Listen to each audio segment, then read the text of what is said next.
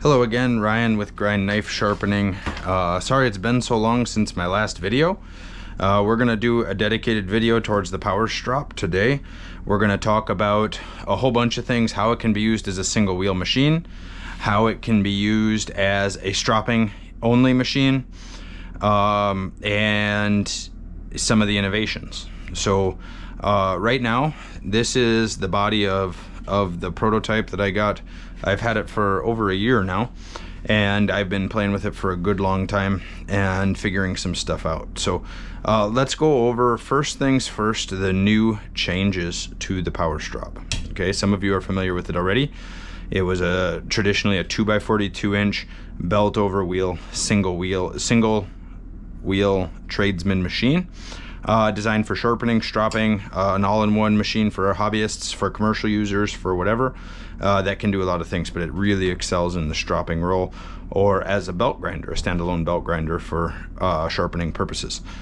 Recently, there's been a lot of exciting upgrades to this machine, and the first of which is a new power control box. I don't have that yet. I still have the old power control box, and it's fine. It works. The new one's a lot more robust.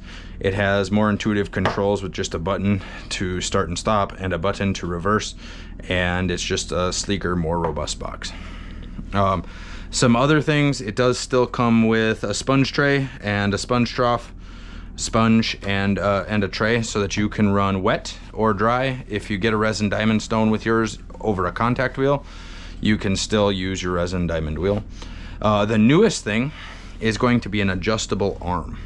This is a it's a 2x42 or 2x48, and the main difference is your roller mechanism here can be adjusted up for 2x48, it can be adjusted down for 2x42. There's a little bit of doing to get it switched, but it's not a big deal. You're not usually going to be switching back and forth. You're going to pick, do you want to run 2x42 or 2x48? I obviously chose 2x42. It's what everything else I run is, but I'm gonna kind of walk you guys through the process for getting this changed and updated. It's pretty simple, but there's some tips and tricks to make that process a little easier.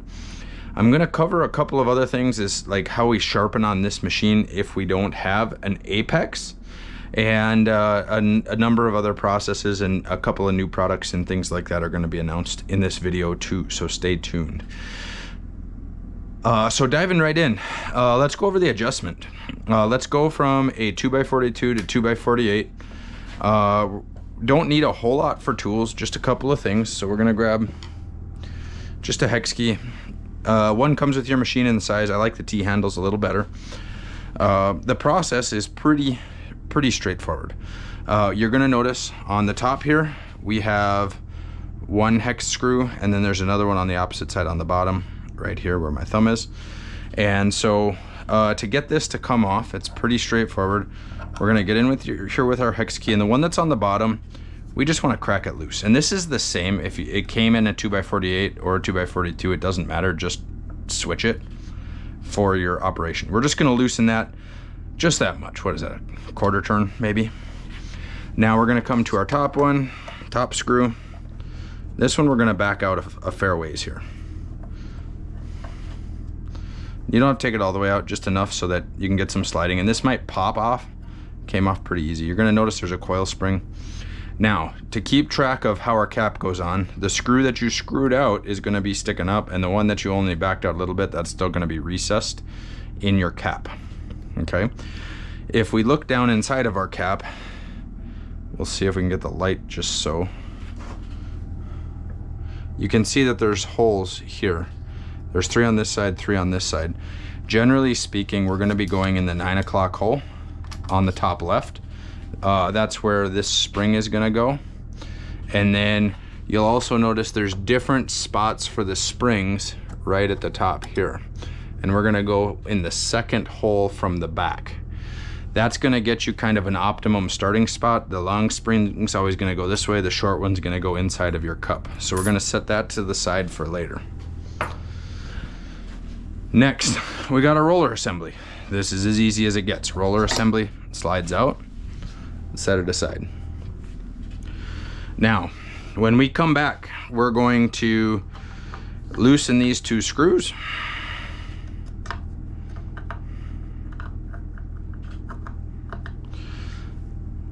should have gotten my electric tool handy, but T-handle works.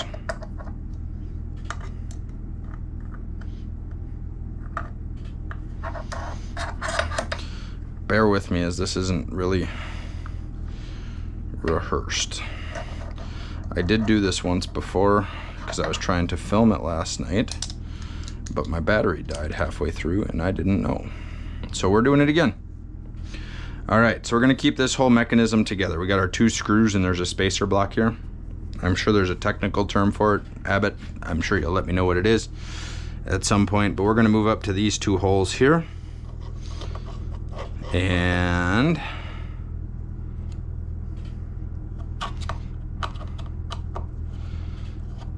just get that one started.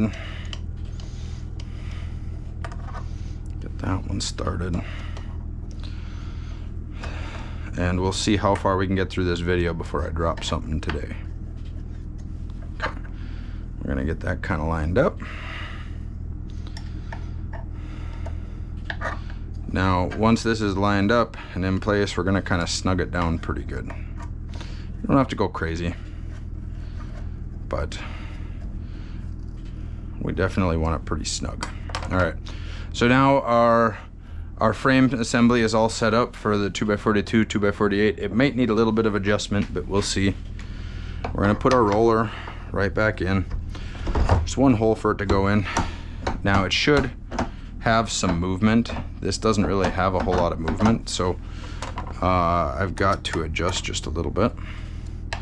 So we're just going to loosen these just a smidge. Okay, now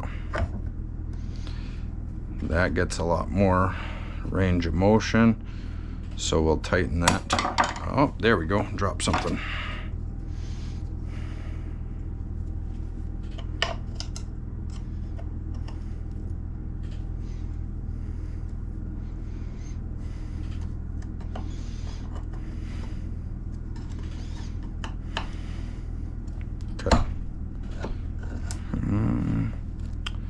We're still binding up. Hang on.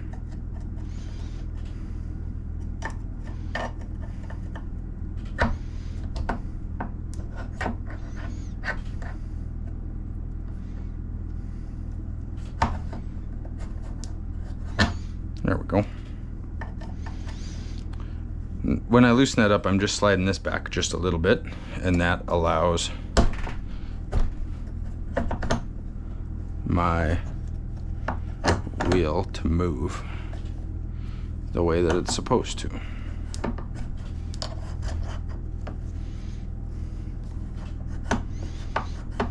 There we go. Okay, so our wheel moves. Now this part's a little bit tricky, and so we'll go through it. We're gonna take that spring, we're gonna get it in the 9 o'clock hole.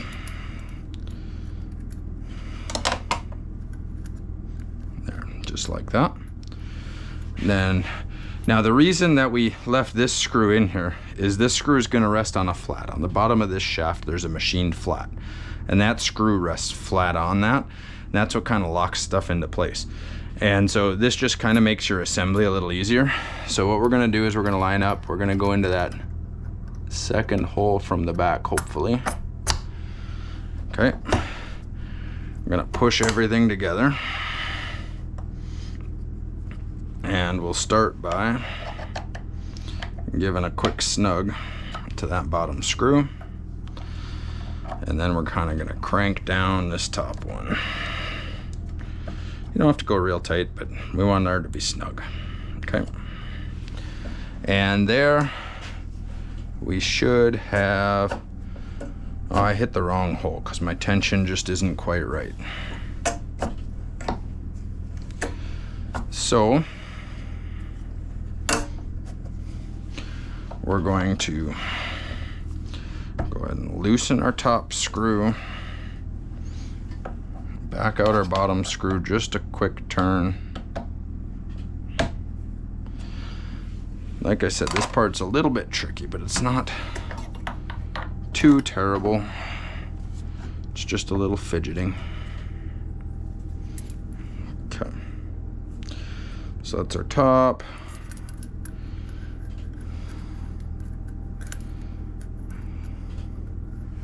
Nine o'clock hole. This part's always a little tricky to see with the camera, so sorry about that. I think I got that in the right one. I'm gonna loosen this top screw out just a little further.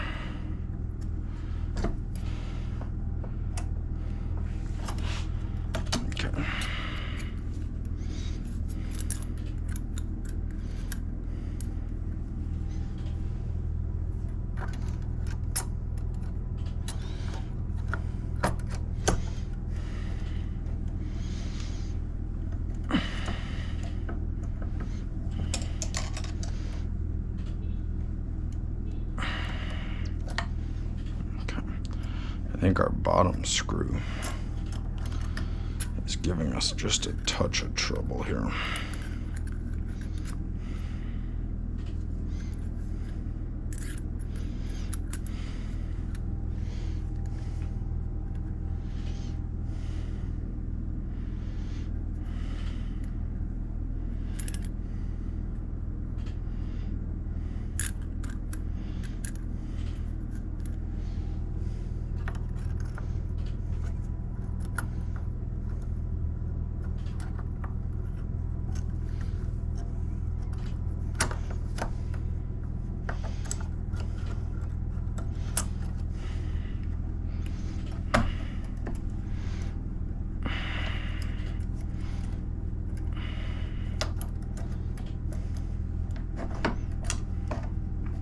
There we go. Make sure that this roller is in the up position as well.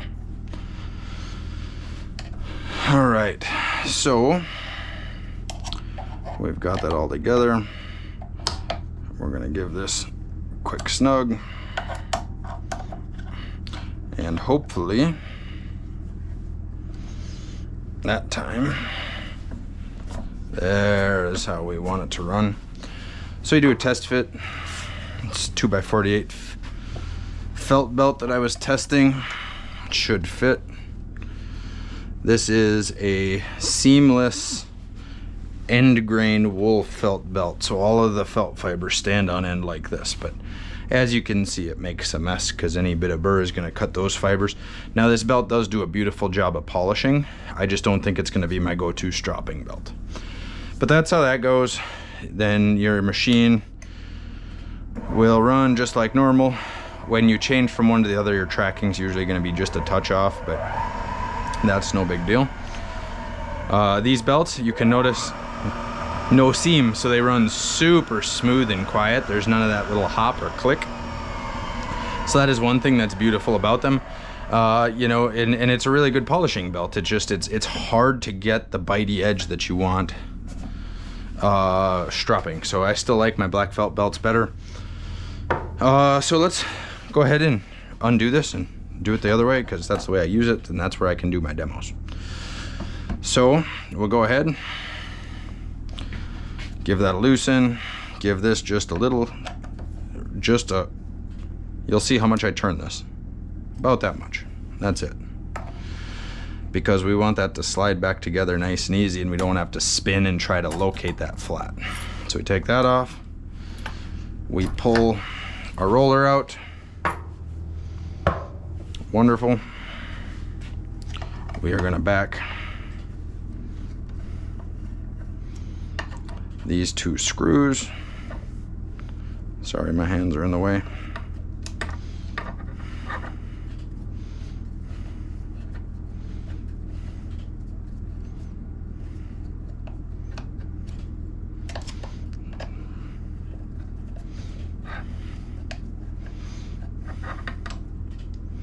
Okay. Now, try to keep that all together. And we're gonna go right back. We were just in these two holes. We're gonna go down into these two holes. It's pretty intuitive because everything just kind of lines up where it needs to go. Get that.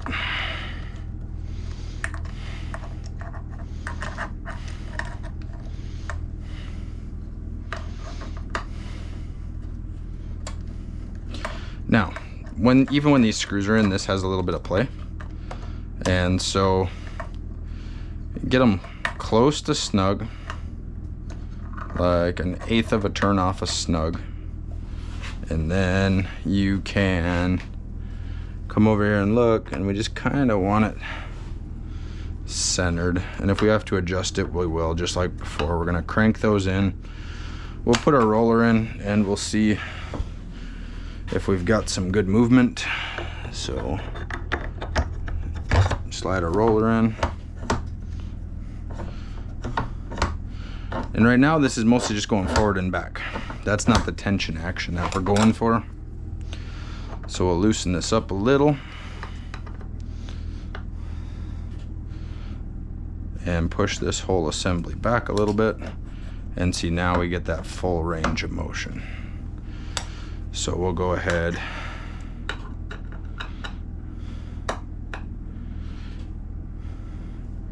and Abbott, if you watch this and I'm just doing this totally wrong, go ahead and blast me in the comments.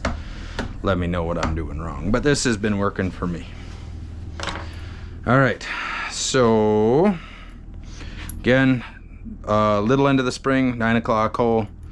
Big end of the spring, we're gonna go into the second helpful tip. If you hold the roller in place, it's really helpful.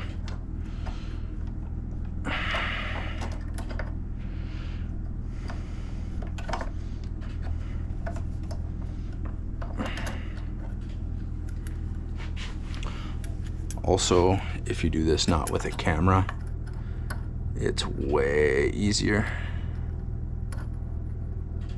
Sorry if I'm getting you guys out of frame for a second, but we gotta also keep moving to a degree. And then I left my tool over there. First thing, just like before, give this bottom one a quick snug. You shouldn't have to move it much because we didn't move it much to begin with. This top one, we're gonna give it a few cranks and good snug, and hopefully we got our good action, and we should be able to run. This is my black felt belt for stropping. Get that thrown on there. Test run. Cool. Even brought our tracking back in just a little bit. So otherwise, tracking is still just a screw up here. That'll get us adjusted left and right. I'll demonstrate that in a bit. So now that we've seen how the adjustable arm works, let's talk about this as a single wheel machine. Main competitive options of Tormek. Tormek, everybody knows Tormek. They spin at about 100 RPMs. Water cooled, you can run diamonds or CBNs or their natural aluminum oxide stone. I've sharpened a lot of knives on Tormex, and this was just a faster and a better option. This machine can run same size wheels as a Tormek, and it can be a wheel sharpening machine. It's a wet machine. It can spin slower than 100 RPMs, and it can spin up to, with the new motor and gearing combo, up to 1200 RPMs on this machine. And so with the added sponge tray, we can still be cooled even at the higher RPMs pretty effectively without making too much mess. If you get going real crazy on the speed and it's real full of water, you can get a little bit of a trail painted on your wall. That can happen. But there's also ways to mitigate that we'll cover in another video.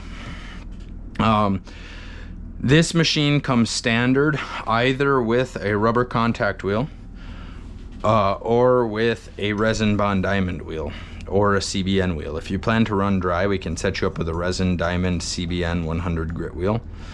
It's a really great option for running dry.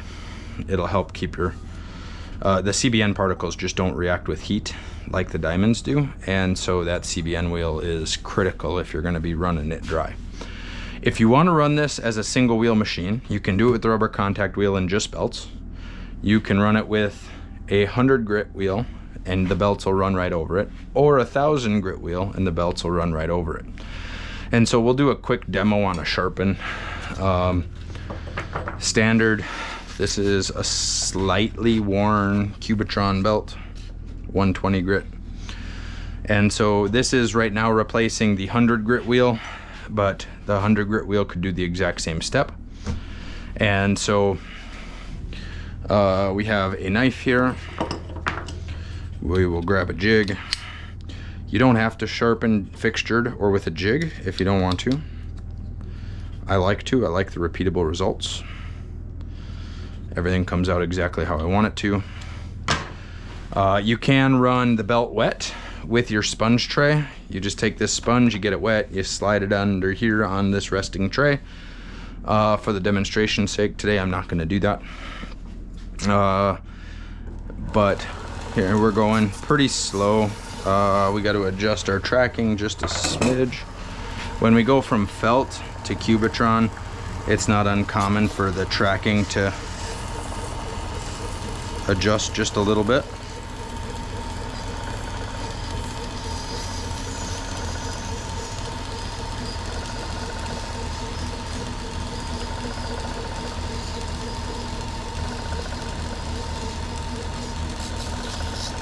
All right, yeah, we're running pretty close. So here's how fast we can pull up a burr on this type of setup.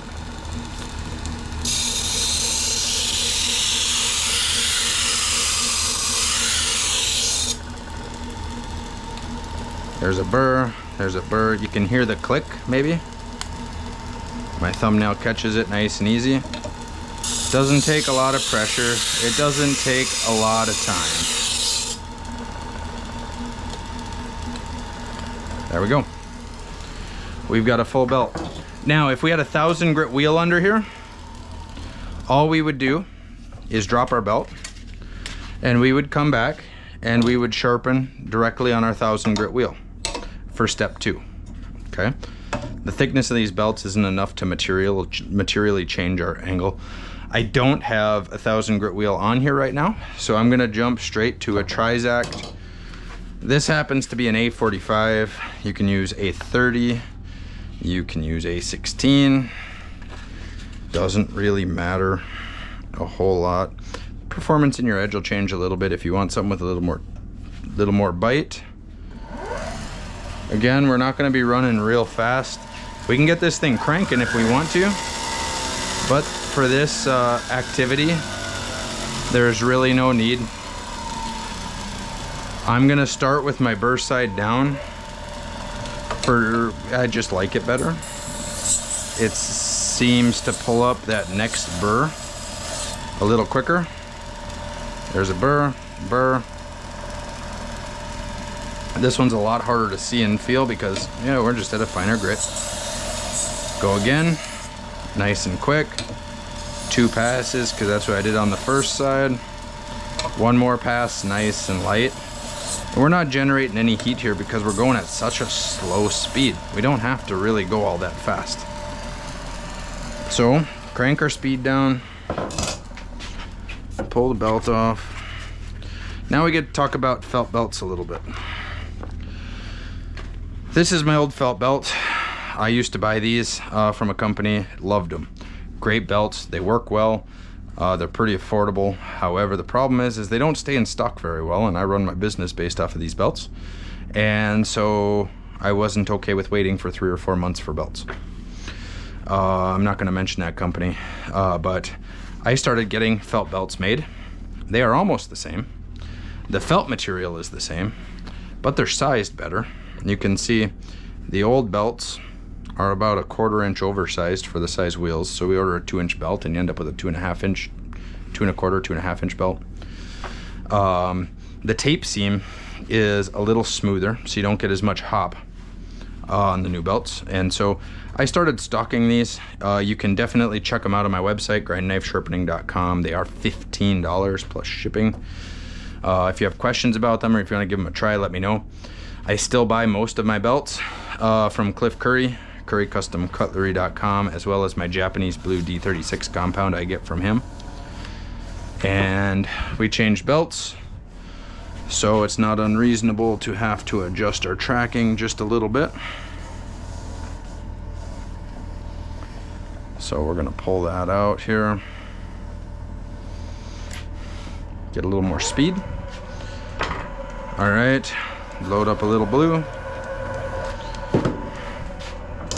We're gonna take our knife and a couple nice light passes. Now, fixtured stropping almost entirely eliminates your possibility of over stropping. You're not gonna round your edge unless you're really pushing into this thing, and that can have its purposes, but we can get the result that we're looking for here really quick, just because we had a good grip progression. That burr removes pretty sweet. There's one little spot right up here yet. That's feeling really good. All right, so let's take this out. I've been getting some questions about why don't you do a paper cut test or anything like that, so we'll kind of try one here. Cuts paper that way, cuts paper that way. I know it's not a phone book. I'm having trouble finding phone books, but it cuts just fine. Sorry to the guys that I don't do paper cuts for on every knife I sharpen, but that's how they cut. That's just a quick sharpen on belts only. You can certainly use resin bond diamonds. That's always my preference, but I wanted to show how this single wheel machine can do the sharpening of a Tormek.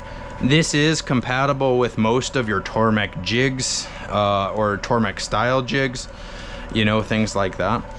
So that's all real handy. That's kind of the end of the presentation on the Power Strop. It's a great single wheel machine.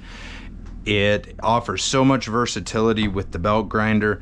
The belt grinder does come with platens that attach here and here. I have them removed right now because I've been doing some different testing with some convexing. Get plenty of slack belt for doing convexing. You can have a platen on one side, slack belt on the other. That's just fine. You can adjust this on the fly. If you don't like the position you're grinding in, you can move it where handy. If you want to sight down from the top to watch your angles, you can do that. If you want to come back and be sharpening on your wheel, you can do that. If you want your platen on the front, you can pull it over to this side so that you have your slack. You can pull your support bar if you want to go down lower and sharpen out into your aisle with the 2x42 or 2x48 inch belts. There's optional add-ons. So this little block here, that's a block so that you can add a scissor arm. You can add a Wolf twice as sharp scissor arm and sharpen on your belts or your resin diamond wheels. That's an option. There's all kinds of different things that can be done with this machine. So if you have questions, concerns, check out grindknifesharpening.com. I can get you guys set up.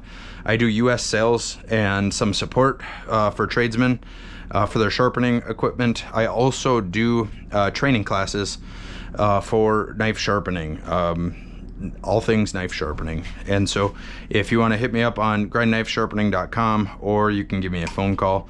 The phone number's in the images on the video. Some of this stuff links to buy these belts and to the machines will be pinned below. Let me know if you have any questions about that. The last thing I want to cover before I let you go today is a quick snapshot of just some different jigs. Since we did some updates, there's new jigs. We have an arrow knife jig. That's pretty cool. That's going to be launching on the website in a couple of days. Wide knife jig is already up there. This one I modified just a little bit with a D-ring for my camera tripod. So I have a hand crank. That's kind of nice. So we got 4-inch wide jaws. And this isn't really a wide knife jig, it's a flexible knife jig. So if you got a fillet knife, super flex, something like that, it provides some rigidity. So when you're sharpening in the jig, you're not getting all kinds of blade flex messing with your angles. For a wide knife, you don't really need this because this knife is rigid. So you can use any of these other jigs. And then the standard knife jig got some revisions for 2025. Longer shaft. So we got a lot more adjustment without having to move our support bars. We got thicker jaws, so if you really have to crank on something to get it snug and secure, you're not going to bend these jaws, sorry. And then just some slight adjustments so you get a little bit more clamping torque so that stuff isn't wiggling around in your jig. So if you want any of these jigs, check out the website again. I'm happy to help you out with that or anything else sharpening. Also the belts, black felt, if you need those, give me a holler. Thank you guys so much for coming along for the ride, and if you have any more questions about the Power Strop, reach out in the comments or phone call or whatever is handy for you guys. Have an absolutely wonderful evening.